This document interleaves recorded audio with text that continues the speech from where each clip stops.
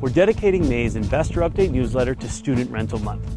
Now, many of you have student rental properties, and even more of you would love to add student rentals to your investment portfolio.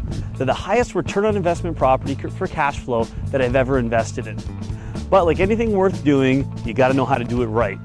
We have a large portfolio of student rental properties, and we stopped by one today on May 1st, move-in day, to give you a few short tips on what you can do to maximize your profitability.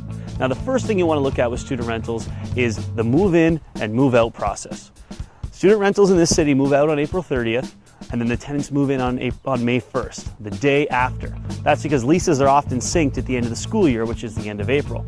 Now, those 2 days, April 30th and May 1st, end up being days of sheer chaos because the new tenants moving in May want to move in a day early, and the old tenants moving out in April want to move out a day late. So everybody's asking you to move in a day early and to move out a day late.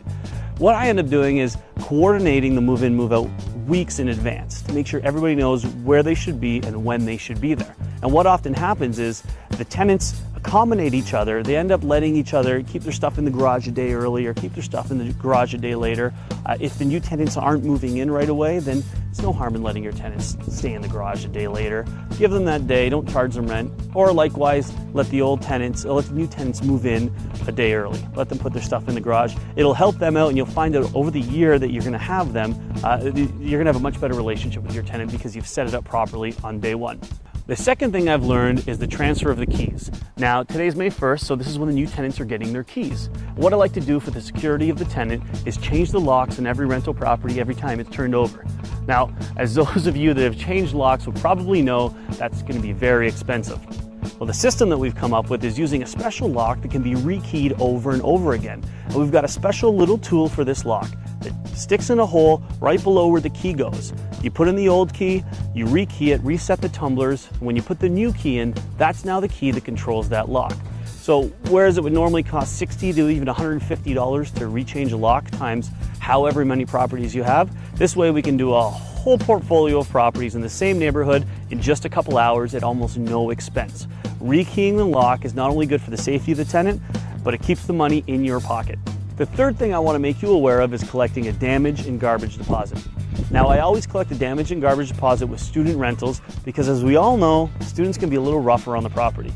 Now, I must mention, in some areas, it's illegal to collect a damage and garbage deposit, so make sure you check out with your local laws before you collect any deposits. But wherever it's legal, collect a deposit. I usually do about $100 a student.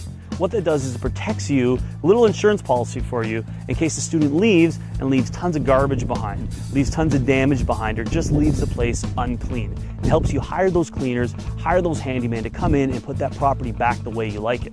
Now, what I tell the tenant, when we sign the lease, I say I'll collect your damage and garbage deposit, and when you move out, we're going to do an inspection. I'm going to inspect for things like any garbage left behind. I'm going to inspect for things like any damage, and I would ask you to leave the place broom swept and surface wiped. And if all that is done, if all that looks good, then you're going to get your damage and garbage deposit returned in full. And if not, any work that we have to do is going to come out of that deposit, and I'll just return the remaining balance to you. It's a great way to ensure that your tenants respect the property and you sleep well at night knowing you got the insurance policy of a damage and garbage deposit. And whether you're an experienced investor or just getting started, use these 3 tips to ensure that your properties remain profitable and safe today and in the future. Enjoy the rest of the investor update. We'll see you in June.